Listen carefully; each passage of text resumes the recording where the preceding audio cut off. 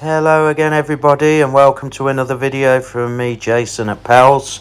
Today we're at Severfield with Allelys Heavy Haulage, who have loaded these 43 metre bridge sections for the Binley flyover project on the A46 down in Coventry. These girders are 43 metres long and are the centre sections of a 4-span flyover that's being built to help the traffic flow on the A46 in Coventry. So at the moment here you're seeing one of the centre beams, the 43 metre beams, being taken out of a fabrication bay in Severfield. Whilst I don't know the exact weight of the girder, the gross weight is somewhere around 96 tonnes, which probably puts the girder somewhere 65-70 tonnes. As you can see here, we've got them on a bolster setup, which is a turntable sat on top of the fifth wheel and a turntable sat on top of a 4-axle bogie, and then essentially the load itself acts as the trailer.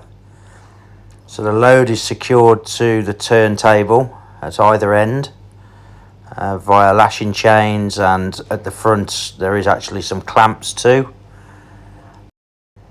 So as the load turns on the fifth wheel of the unit, turntable on the rear bogie, which has connected to it some rams, and those rams control the steering of the rear axles.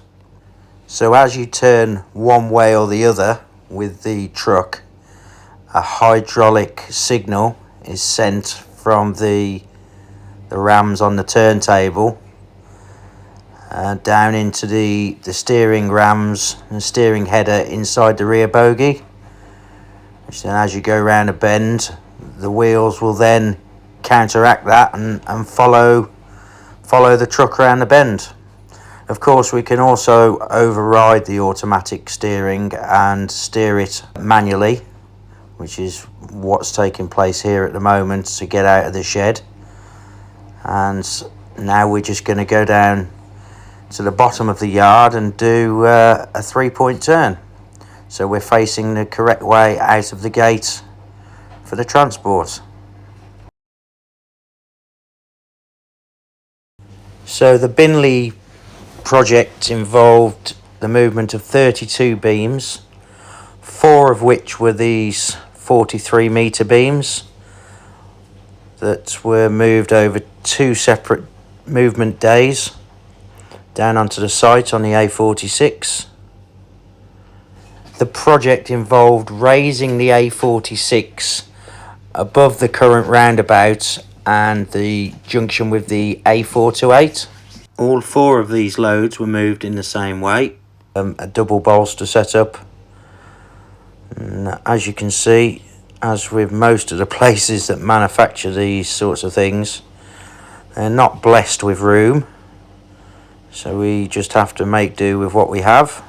You can see here the driver is negotiating a right turn, and then in a second he's going to turn the whole thing around so he's facing back out the correct way, because we couldn't just pull out of the manufacturing shed and turn left, unfortunately.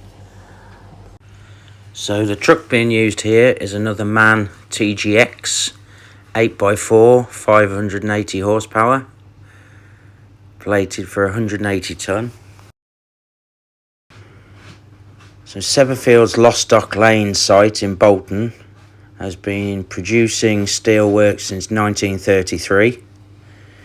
It's produced steelwork for many big projects throughout the UK, including the Tottenham Hotspur Stadium and the Arsenal Football Stadium. And this site is one of 5 in the UK. They also have another site in India. They're now one of only a handful of companies in the UK that can produce bridge beams of this sort of size and weight.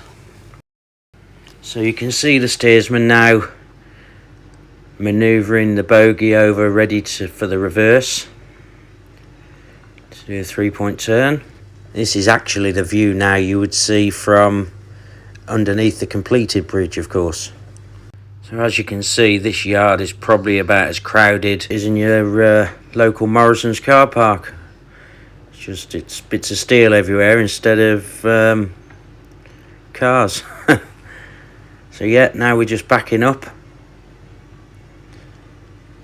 From this sort of angle you can see, you know, it's quite a long beam really. Yeah, here comes a truck. You can see the turntable moving on the fifth wheel. You can see there that we've had to sit the beams on stools on top of the turntable. That's to enable us to get the height under where the beam drops down into the triangle shape. Obviously if it was sat directly on top of the turntable, that piece there would most probably be scraping the ground. And as these heavy tractors are on sprung suspension, you can't just lift them like you would if they were on air or hydraulics. So all this has to be taken into account when loading a piece. So yeah, the trailer's just backing up into the corner now, ready to make his swing back left, back towards where he came from, but now facing the correct way round to get out of the gate.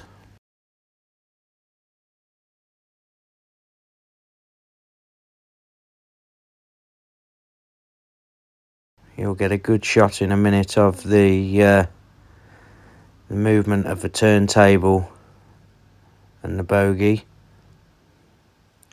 So the steering and the suspension on the rear bogie, the hydraulics are powered by a small donkey engine, which is a diesel powered engine which drives a hydraulic pump.